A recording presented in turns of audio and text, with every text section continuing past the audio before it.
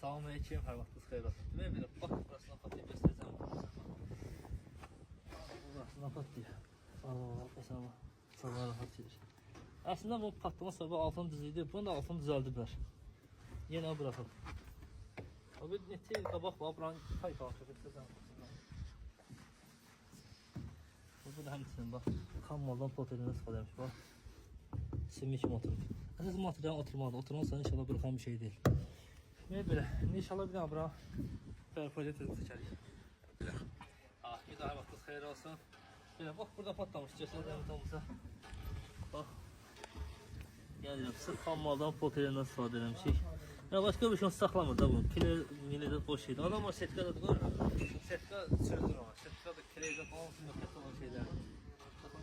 İşte zamanı oturup 5 il veririk. Bax, mesela bakadan makinalar firmadan gəlir. Sonlarda kimi gedirik. 6-10-15'də elə məsəl kimi düzəldik. Beləsə, rayonlarda ustamız var. Bu lazım olsa yer günlərindərik. Xeyirli olsun, Allah xeyirli versin.